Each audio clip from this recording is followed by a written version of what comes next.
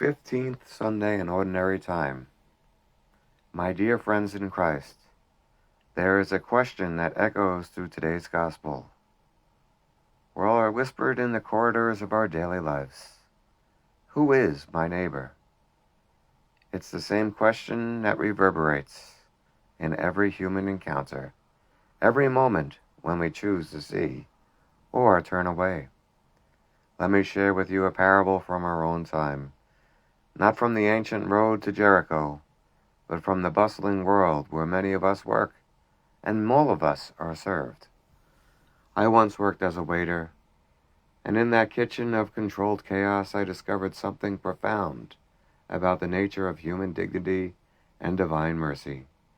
Picture this: the symphony of sizzling pans, the urgent call of "order up," the delicate dance between servers weaving through the crowded tables, each carrying not just plates, but the weight of someone's livelihood.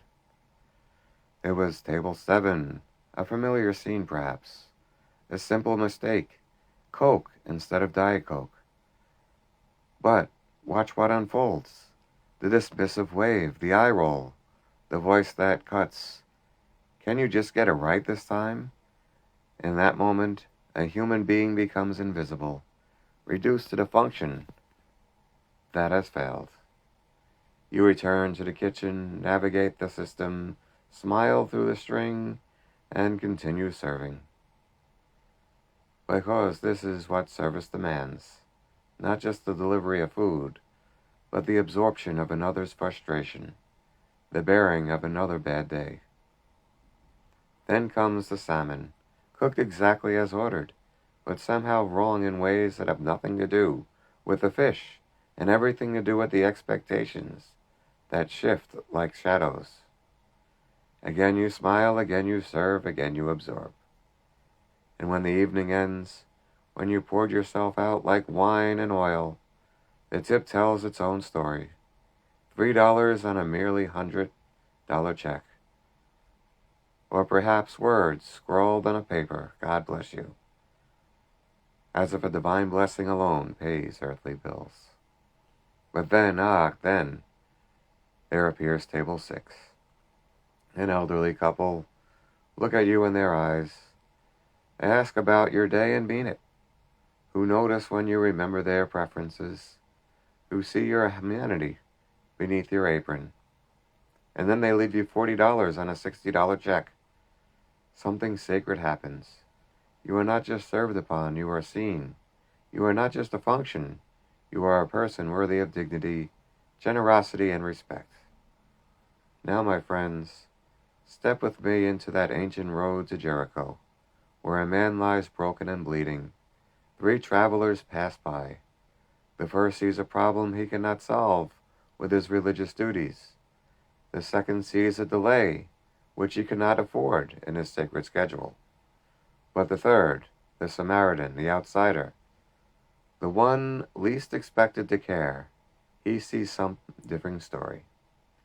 He sees a neighbor, not a burden, not an inconvenience, not someone else's problem, but a neighbor. And what does he do? He pours out his own wine and oil, his own resources, his own comfort. He lifts the wounded man into his own animal, sharing his own means of travel. He pays for the inn out of his own money. He promises to return him to a word as his bond. This is the clarity from excess. This is love poured out, life shared, and dignity restored. St. Paul tells us in today's second reading that Christ is the image of the invisible God, and that in him all things hold together. Do you not see what this means?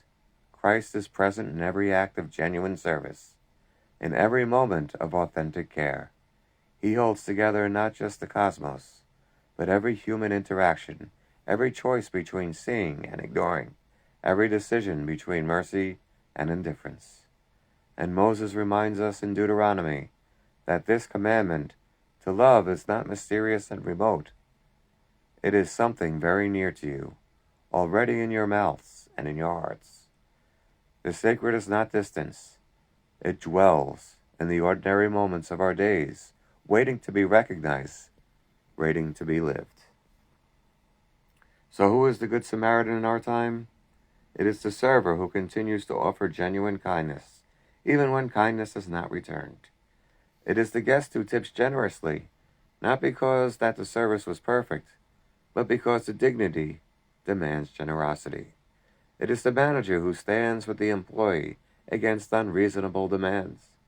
It is the colleague who helps the overwhelmed newcomer catch up.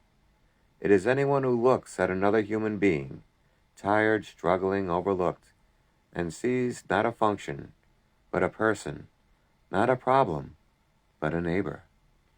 But let's go a little deeper, my friends. The Samaritan's mercy reveals something profound about the very nature of God. For you see, we are all broken travelers on the road of life. We are all wounded men and women, left half dead by the circumstances of our existence, our failures, our fears, our loneliness, our mortality. But who stops for us? Who pours out wine and oil onto our wounds? Who lifts us up and carries us safely? Who pays the price for our healing? Christ himself, the ultimate Good Samaritan, who saw our condition and could not pass by, who gave not just his resources, but his very life, who promises to return us and return for us. And having been rescued ourselves, having been loved when we were unlovable, served when we had nothing to offer in return, how can we do anything but extend that same mercy to others? The question Jesus asks, which one of these three was my neighbor's to my robber's victim, is not merely about the ancient story. It's about this moment, this day, this life we are living right now. When we encounter the person serving up our coffee, checking out our groceries, or cleaning our offices, do we see a neighbor? When we meet the person who speaks with an accent, or who looks different, or who believes differently, do we see a neighbor?